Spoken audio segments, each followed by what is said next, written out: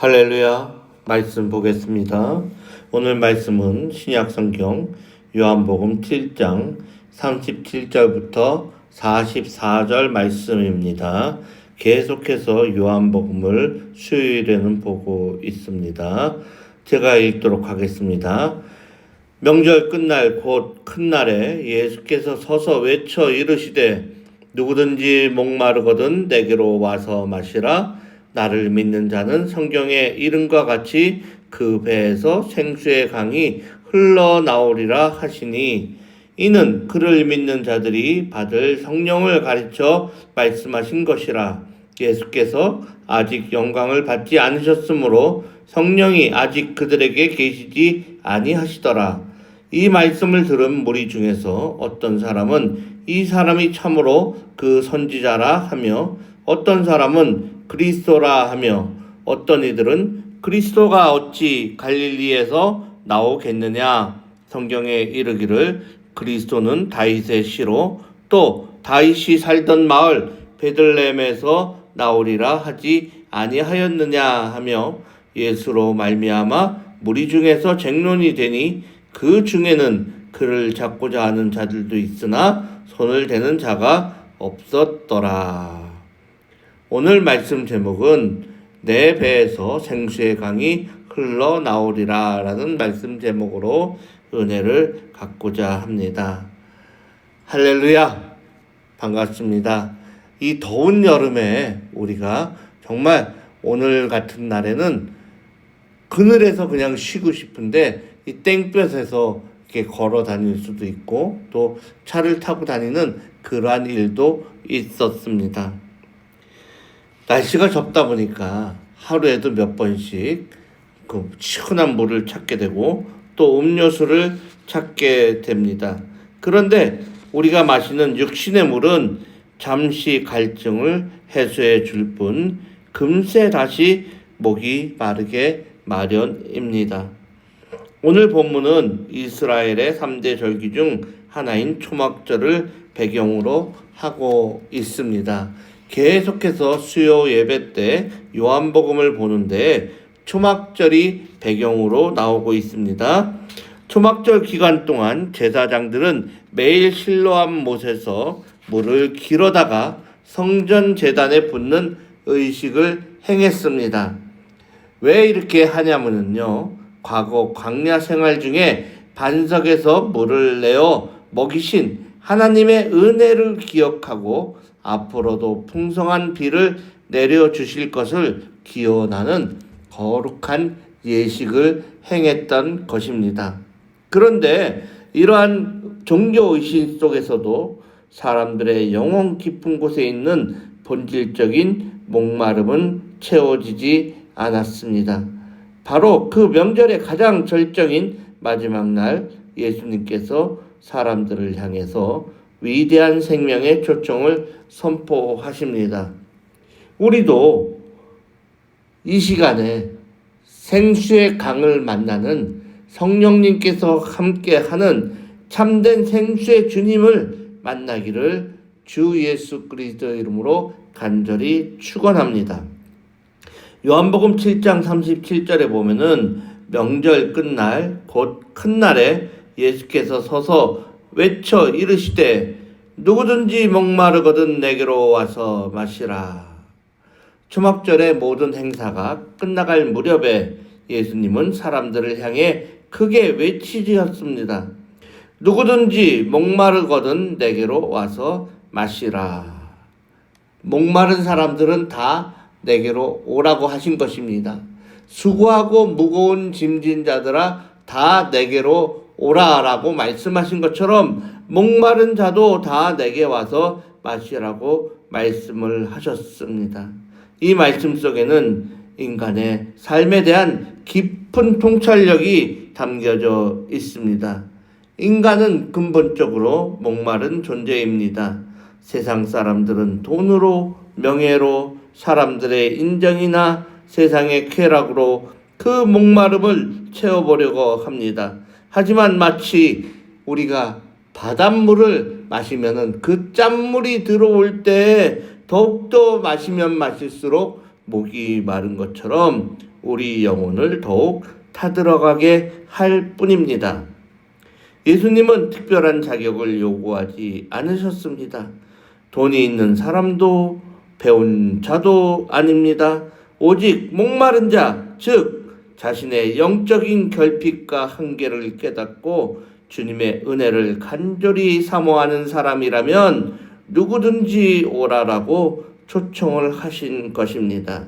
예드림교회 성도 여러분, 지금 여러분의 영혼은 무엇에 목말라 있습니까? 이 시간 세상에 헛된 음물을 파는 것을 멈추시고 해같이 빛나는 예수님께로 나와서 생명수를 마시는 은혜가 있기를 간절히 축원합니다.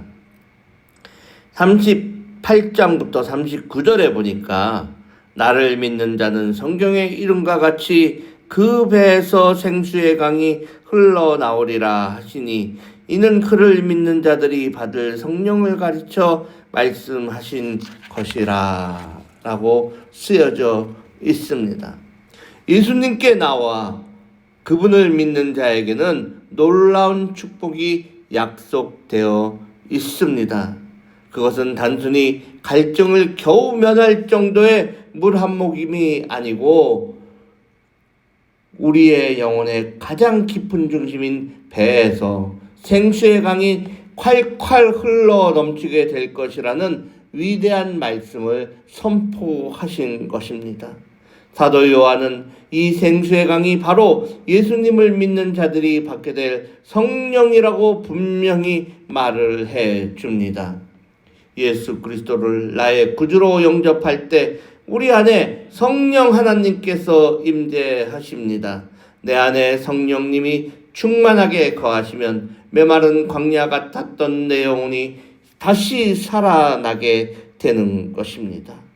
우리가 내 속에서 솟아나는 기쁨과 평안, 사랑의 생수가 나 자신을 적실 뿐 아니라 내 가정과 일터, 내가 만나는 사람들에게까지 흘러가 그들을 살리는 놀라운 역사가 일어난다는 것을 기억을 하시기 바랍니다.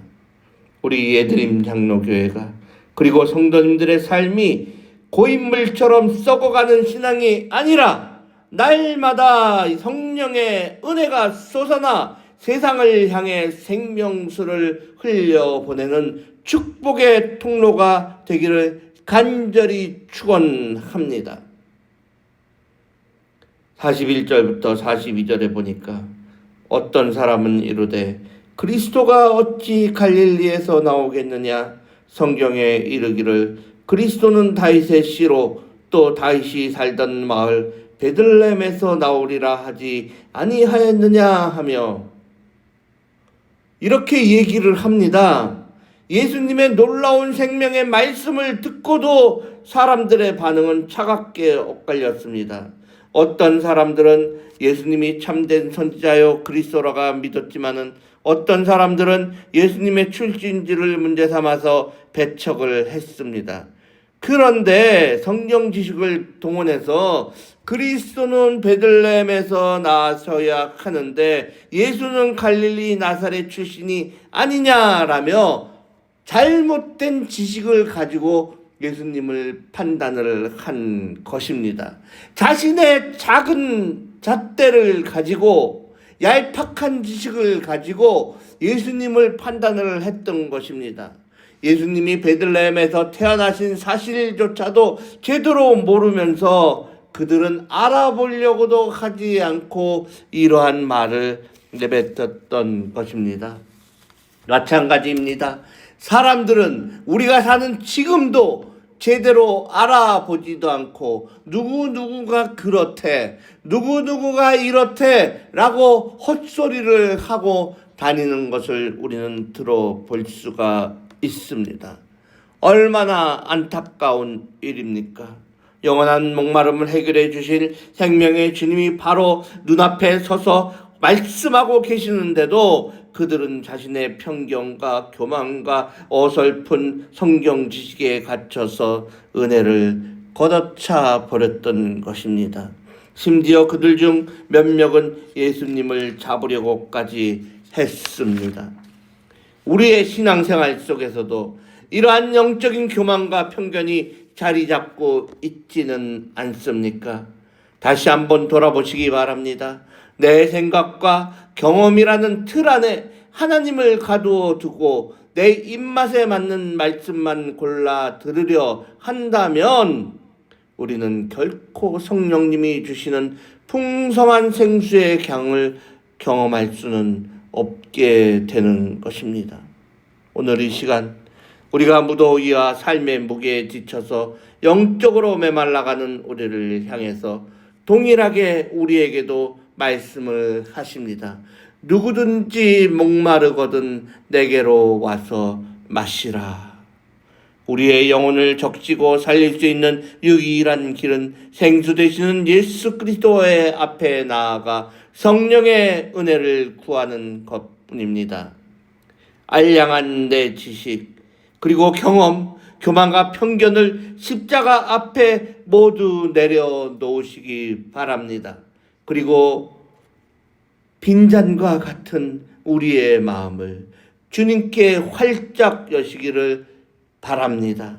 나는 다 내려놓고 나에 있는 그 교만과 편견과 알량한 지식들을 다 내려놓고 순수하게 주님께서 주시는 그 성령의 물을 마시기를 원합니다. 우리가 간절히 기도할 때 하늘 문이 열리고 성령의 단비가 우리의 심령 가운데 흠뻑 내릴 것입니다. 우리들의 심령 깊은 곳에서부터 성령의 생수가 강물처럼 흘러넘쳐 우리가 살아가는 그 시간 동안도 능히 이기고 승리하는 우리 복된 성도님들 되시기를 주 예수 그리스도의 이름으로 간절히 축원하며 기도합니다. 함께 기도하겠습니다.